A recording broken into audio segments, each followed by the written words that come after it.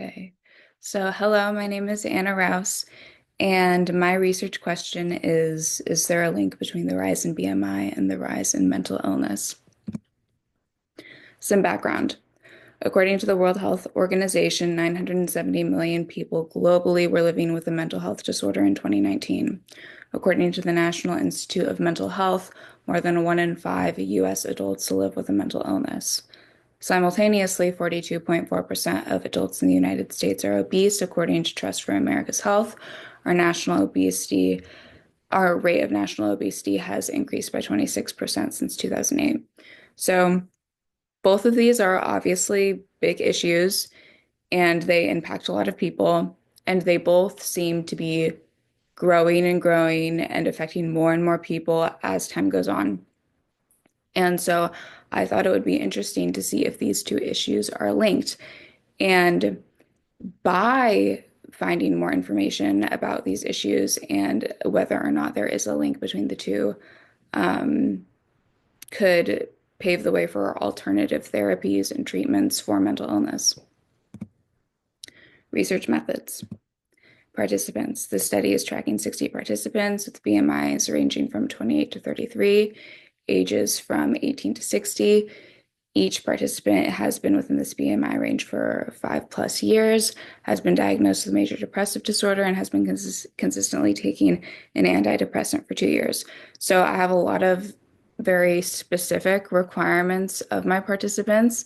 This is because I want to really narrow in. I really want to be getting specific data.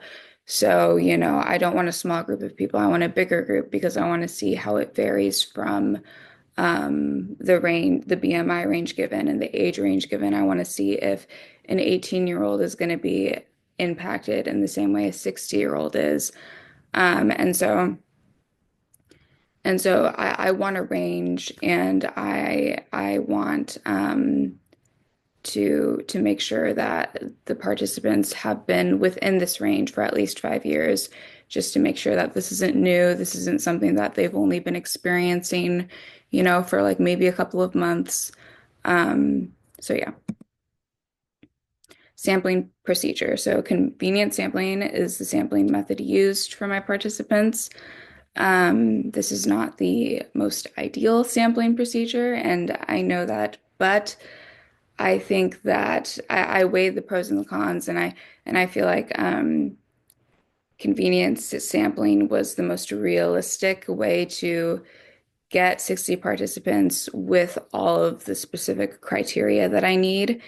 And I think that the specific criteria that I've given is worth it. Primary and secondary measures. Half of the participants will increase their caloric consumption by 500 calories per day. The other half will decrease their caloric consumption by 500 a day and will be doing 30 minutes of aerobic exercise 3 days a week, along with two 30-minute strength training sessions. So this is the caloric decrease that's recommended by the CDC for 1 to 2 pounds a week. This is the exercise regimen recommended by the CDC for a healthy adult. So every week for 12 weeks, both groups will be filling out the Hamilton Depression Rating Scale, and both groups will be weighed. So the objective here is to see what is there a difference? So will we see an increase or decrease in symptoms in the participants that are gaining weight? Will we see a decrease or increase in symptoms of depression in the group of participants that's losing weight and implementing exercise and changing their lifestyle? So, um, so yeah, my hypothesis is that we will see a decrease in symptoms in the group of participants that is implementing exercise and a calorie deficit. Data collection and processing. The data collection method is a workshop, and it will gather qualitative data. Data will be processed by gathering assessment results from the HCRS from each participant every week and recording every participant's weight each week. So now we're on to the discussion.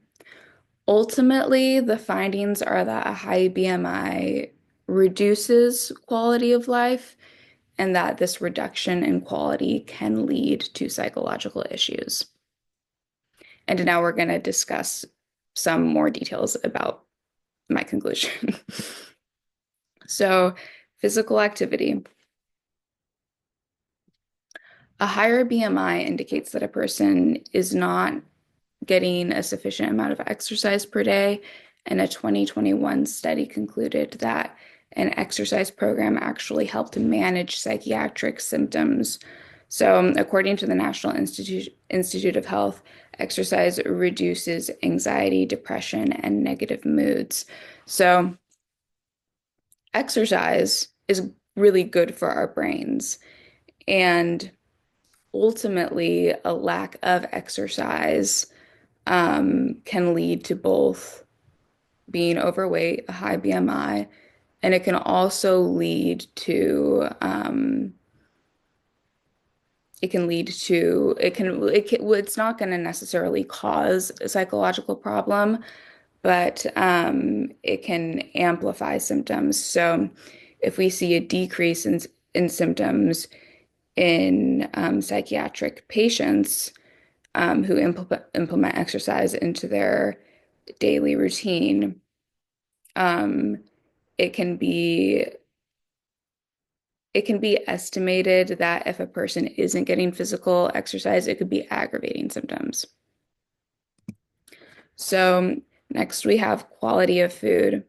So a 2024 study showed that food addiction is common amongst obese people. And so I want to talk about what kinds of foods people with a food addiction are more likely to eat. So they're more likely to be eating sugar, salt, high fat, high calorie foods because when you're addicted to food, you're looking to activate your reward system, and those are the foods that are going to be activating your reward system. So these foods have been shown to inflame neural pathways, which causes oxidative stress, and oxidative stress causes changes. Well, it causes biological changes that are connected to psychological disorders. So if we're looking at food addiction, um, if a person is over consuming low quality foods that are causing this oxidative stress, it can make them more prone to developing a psychological disorder such as depression. And so that is definitely something to consider. But the question is, was the obese or overweight person addicted to food or struggling with mental illness first? And, like which really is the root of the problem? So now we'll talk about quality of sleep. A 2005 study shows that overweight people are more likely to experience difficulty sleeping than people with a healthy BMI.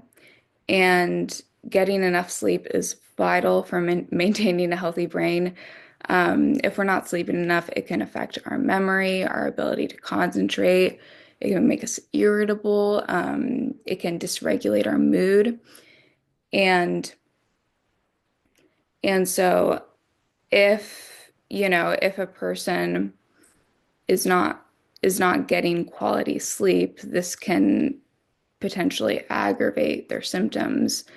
But then once again, which came first? So did a person, you know, is a person not sleeping well, and then this causes distress and they become overweight, or were they overweight and then that made them not sleep well?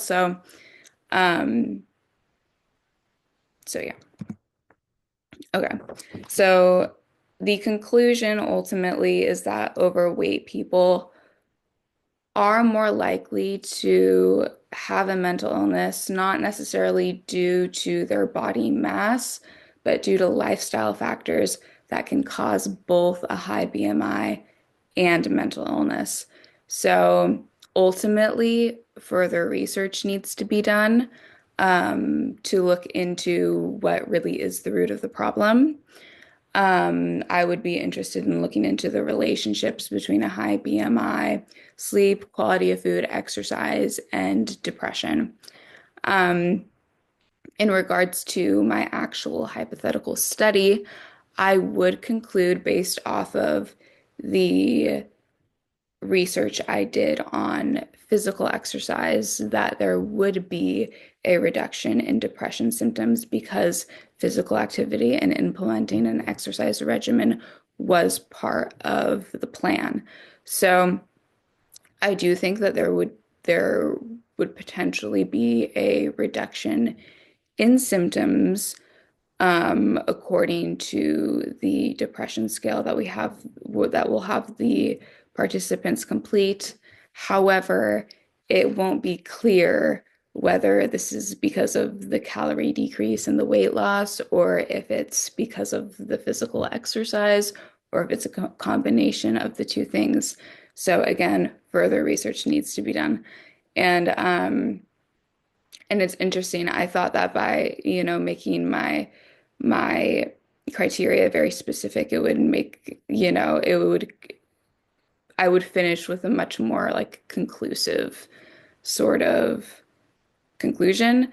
But I feel like, because I added in the physical exercise, that makes it so that, you're not really gonna see um if it's the weight, if it's the body mass in general that would be causing the psychological issues. But yeah, ultimately, I think that I can conclude that the lifestyle factors that cause both high BMI and mental illness, such as quality of sleep, quality of food, and physical exercise, can cause both high BMI and mental illness. That concludes my presentation. Thank you for listening.